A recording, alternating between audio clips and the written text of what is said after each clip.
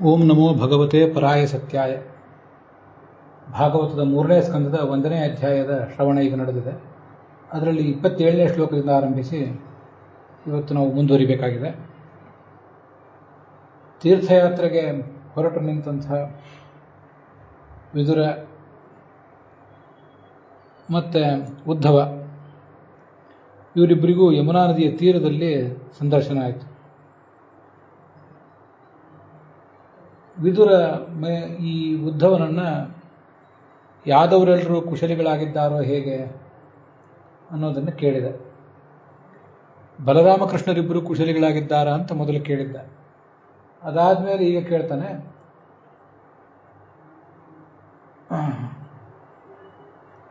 ಈ ವಸುದೇವ ಸುಖಿಯಾಗಿದ್ದಾನೋ ಹೇಗೆ ಅಂತ.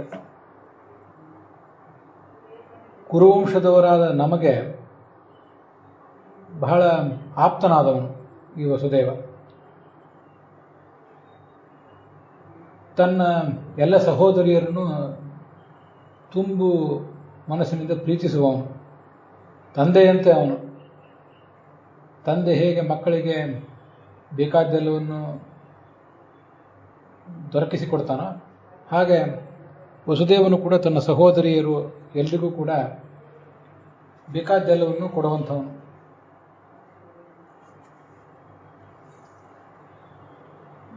ಅದರಲ್ಲಿ ಒಬ್ಬ ಸಹೋದರಿ ಕುಂತಿ ಕೂಡ ಅಂತ ಅದರ ತಾತ್ಪರ್ಯ. ಕುಂತಿಗೂ ಅವನ ಸಹೋದರ.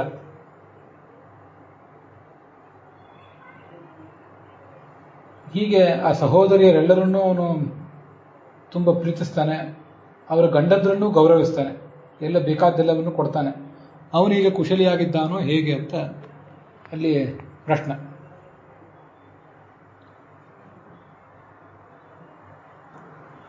ಅಲ್ಲಿ ಕುರುಣಾಂ ಪರಮಃ ಸುಹೃತ್, ಕುರುಣಾಂ ನಹ, ಕುರುವಂಶದಲ್ಲಿ ಹುಟ್ಟಿದ ನಮಗೆ ಅಂತ ವಿದುರ ಹೇಳ್ಕೋತಿದ್ದಾನೆ. ಅವನು ಕೂಡ ಈ ಧೃತರಾಷ್ಟ್ರನ ಸಹೋದರ, ಆದ್ದರಿಂದ ಕುರುವಂಶದಲ್ಲಿ ಹುಟ್ಟಿದವನು ತಾನು ಅಂತ.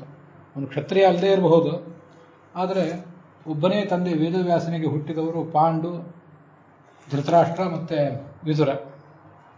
ಆದ್ದರಿಂದ ಧೃತರಾಷ್ಟ್ರನಿಗೆ ಅವನ ಸಹೋದರ ಇದ್ದಂತೆ ನಾವು ಕುರುಗಳು ಅಂತ ಹೇಳ್ತಿದ್ದಾನೆ. ಮತ್ತು ಕುರು ಸಾಮ್ರಾಜ್ಯದಲ್ಲಿ ನೆಲೆಸಿದ ನಾವು ಅಂತ ಇನ್ನೊಂದು ಅರ್ಥವೂ ಕೂಡ ಆಗಬಹುದು. ನಮಗೆ ಅತ್ಯಂತ ಅವನು ಪ್ರಿಯನಾದವನು. ಮತ್ತು ಭಾಮಹ ಅಂತಲ್ಲಿ ಶಬ್ದ ಇದೆ.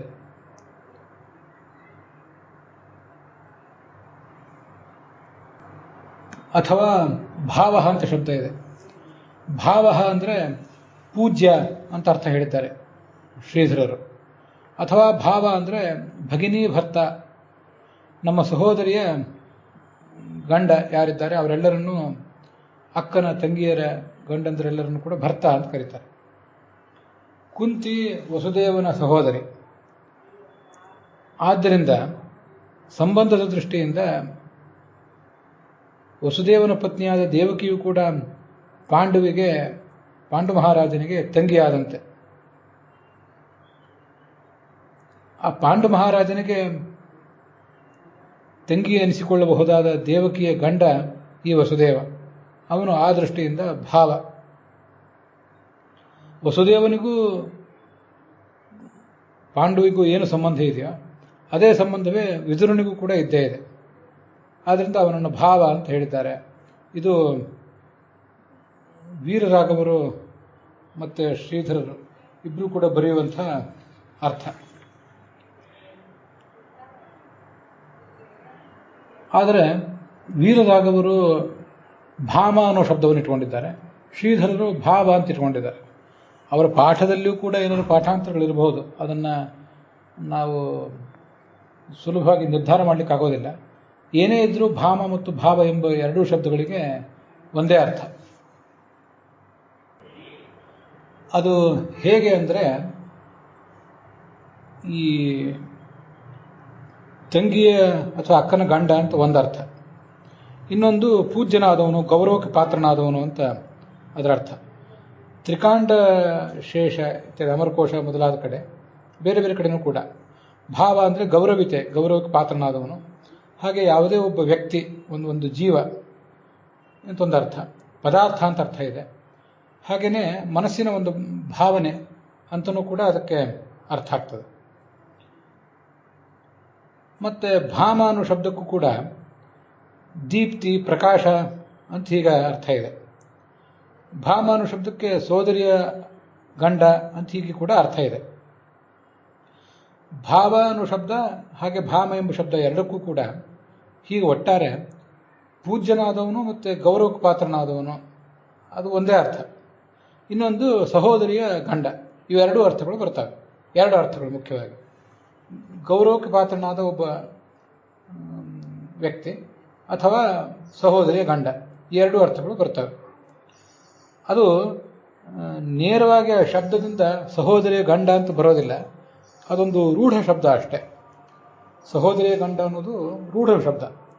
ಸಾಮಾನ್ಯವಾಗಿ ಈ ಭಾವ ಎಂಬ ಶಬ್ದಕ್ಕೆ ಪೂಜ್ಯ ಅಂತ ಅರ್ಥ ಆಗ್ತದೆ. ವಿಜಯಧ್ವಜರು ಭಾಮಹ ಅಂದರೆ ಪೂಜ್ಯ ಅಂತ ಅರ್ಥ ಬರೆದಿದ್ದಾರೆ. ಭಾಮಹ ಅಂದರೆ ಭಗಿನಿ ಭರ್ತ, ಭಾಮಹ ಪೂಜ್ಯ, ಎರಡೂ ಅರ್ಥಗಳನ್ನು ಯಾದವಾರ್ಯರು ಕೂಡ ಬರೆದಿದ್ದಾರೆ.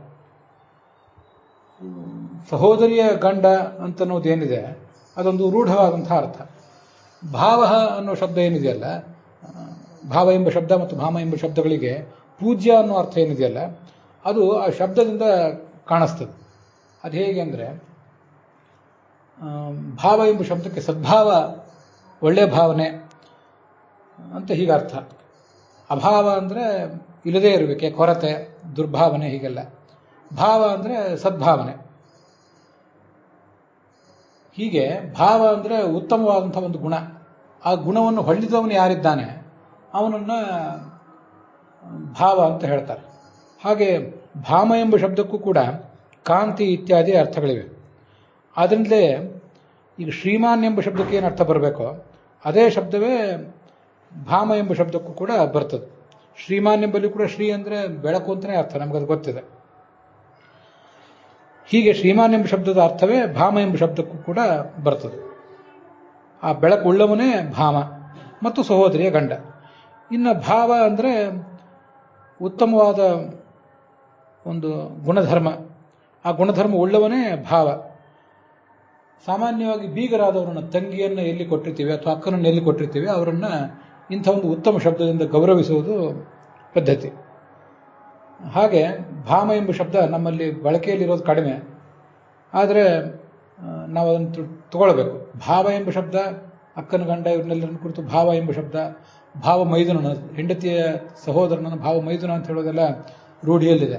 ಆದರೆ ಭಾಮ ಎಂಬ ಶಬ್ದ ಹೆಚ್ಚು ಬಳಕೆಯಲ್ಲಿಲ್ಲ. ಅಹೋ ಭಗಿನಿ, ಅಹೋ ಭಾಮ ಅಂತ ಕಂಸ ಈ ದೇವಕಿಯನ್ನು ಮತ್ತು ವಸುದೇವನನ್ನು ಉದ್ದೇಶಿಸಿ ಹೇಳುವ ಮಾತು 10ನೇ ಸ್ಕಂದದಲ್ಲಿ ಒಂದು ಕಡೆ ಬರ್ತದೆ. ಆದ್ದರಿಂದ ಭಾಮ ಎಂಬ ಶಬ್ದವನ್ನು ಕೂಡ ನಾವು ಬಳಕೆಯಲ್ಲಿ ತರಬಹುದು. ತುಂಬ ಸುಂದರವಾದಂಥ ಒಂದು ಶಬ್ದ ಅದು. ಹೀಗೆ ವಿಜಯಧ್ವಜರು ಮತ್ತು ಯಾದವಾರ್ಯರು ಅದಕ್ಕೆ ಅರ್ಥ ಬರೆದಿದ್ದಾರೆ. ಶೌರಿಹಿ ಅಂದರೆ ಶೂರನ ಮಗನಾದಂಥ ವಸುದೇವ ತನ್ನ ಸಹೋದರಿಯರಾದಂಥ ಕುಂತಿ ಮೊದಲಾದವರಿಗೆ ಯಾವತ್ತೂ ವರಗಳನ್ನು, ಬೇಕಾದ ವರಗಳನ್ನೆಲ್ಲವನ್ನು ಕೊಡುವಂಥವನು. ವದಾನ್ಯ ಅಂದರೆ ದಾನಶೀಲ ಅಂತ ಅರ್ಥ. ವರತರ್ಪಣ ಅಂತಿದೆ.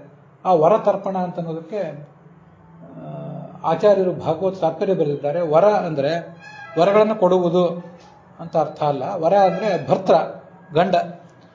ಸಹೋದರಿಯ ಗಂಡಂದ್ರೇನಿದ್ದಾರೆ ಅವರೆಲ್ಲರಿಗೂ ಕೂಡ ತರ್ಪಣ, ತೃಪ್ತಿಯನ್ನು ಕೊಡುವ ಮೂಲಕ ಅವನು ಆ ಸಹೋದರಿಯರು ಅವರ ಗಂಡಂದರು ಇಬ್ಬರನ್ನು ಕೂಡ ಸುಖವಾಗಿಟ್ಟಿದ್ದಾನೆ ಅಂತ ಅದರ ಅಭಿಪ್ರಾಯ ಆಗ್ತದೆ. ಸ್ವಶ್ರೂಣಾಂ ತತ್ಪತೀನಾಂ ಚ ತೃಪ್ತಿಂ ಕರೋತಿ ಇತಿ ಭಾವ ಅಂತ ಹೀಗೆ ಅದನ್ನು ಅರ್ಥ ಬರೆದಿದ್ದಾರೆ ಯಾದವಾರ್ಯರು. ಈ ವಿದುರನಿಗೆ ಪತ್ನಿ ಒಬ್ಬಳು ಆರುಣಿ ಅಂತಿದ್ಲು.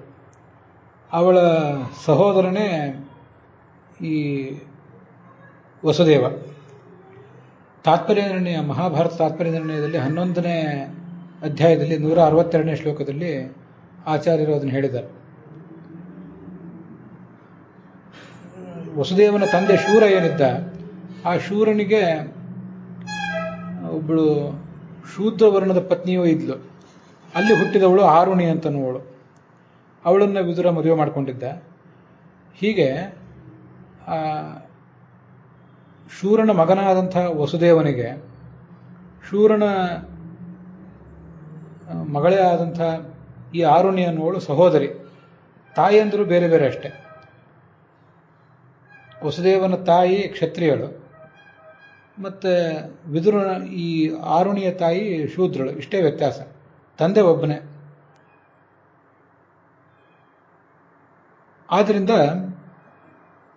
ವಿದುರನಿಗೆ ಈ ವಸುದೇವನ ಜೊತೆಗೆ ಏನು ಸಂಬಂಧ ಅಂದರೆ, ಪತ್ನಿಯಾದ ಆರುಣಿಯ ಅಣ್ಣ ಅವನು. ಹೀಗೆ ಭಾಮ ಅಂತ ಅವನು ಹೇಳಿದ್ದಾನೆ ಅಂತ ತಿಳ್ಕೊಳ್ಬೇಕು. ಮಹಾಭಾರತದಲ್ಲಿ ದೇವಕನ ಮಗಳು ಒಬ್ಬಳು ಇದ್ಲು, ಅವಳನ್ನು ಮದುವೆ ಮಾಡಿಕೊಂಡಿದ್ದ ಅಂತ ಹೀಗೆ ಕೇಳಿ ಬರ್ತದೆ.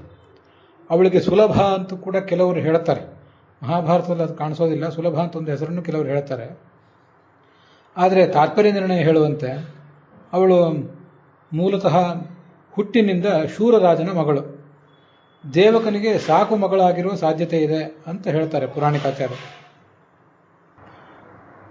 ಈ ವಿಷಯದಲ್ಲಿ ಬನ್ನಂಜ ಗೋವಿಂದಾಚಾರ್ಯರು ಮತ್ತು ಹಯವದನ ಪುರಾಣಿಕರು ಇಬ್ಬರು ಒಂದೇ ಅಭಿಪ್ರಾಯಪಡ್ತಾರೆ. ಮೂಲತಃ ವಿದುರನ ಪತ್ನಿ ಶೂರರಾಜನ ಮಗಳೇ, ಆದರೆ ಪ್ರಾಯ ದೇವಕನ ಮನೆಯಲ್ಲಿ ಸಾಕು ಮಗಳಂತೆ ಬೆಳೆದಿದ್ದಿರಬೇಕು. ಹೀಗೆ ವಿದುರನಿಗೆ ಆ ವಸುದೇವ ಪೂಜ್ಯನಾಗಿದ್ದ ಅಂತ ನಾವಿಲ್ಲಿ ಗಮನಿಸಬೇಕು.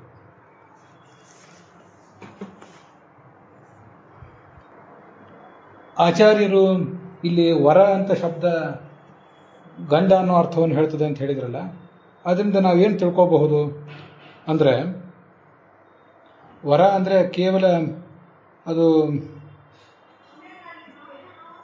ಮದುವೆಗೆ ಸಿದ್ಧನಾಗಿರುವ ಗಂಡನ್ನು ಹೇಳೋದಲ್ಲ, ಈಗಾಗಲೇ ಮದುವೆ ಆಗಿರುವಂತಹ ಗಂಡನ್ನು ಕೂಡ ಅದು ಹೇಳ್ತದೆ ಅಂತ ತಿಳ್ಕೊಳ್ಬೇಕು. ಅದೊಂದು ಹೊಸ ಸಂಗತಿ ನಾವಿಲ್ಲಿ ನೋಡುವಂಥದ್ದು. ಹೀಗೆ ಈ 3ನೇ ಸ್ಕಂದದ 1ನೇ ಅಧ್ಯಾಯದ 27ನೇ ಶ್ಲೋಕದ ವಿವರದೊಂದಿಗೆ ಇವತ್ತಿನ ಈ ಭಾಗ ಸಮಾಪ್ತ ಆಗಿದೆ. ಹುಸಿಯನಾಡಿ ಹೊಟ್ಟೆ ಹೊರೆಯುವ ವಿಷಯದಲ್ಲಿ ರಸಿಕನೆಂದು ಹುಸಿಗೆ ಹಾಕಿದಿರುವ ಎನ್ನ ಶ್ರೀಕೇಶನ ಈಶನಿನ ಚರಣ ಭಜನೆ ಆಸೆಯಿಂದ ಮಾಡುವ ದೋಷ ರಾಶಿ ನಾಶ ಮಾಡು ಶ್ರೀಶಕೇಶವ. ಶ್ರೀಕೃಷ್ಣಾರ್ಪಣ ಮಸ್ತು.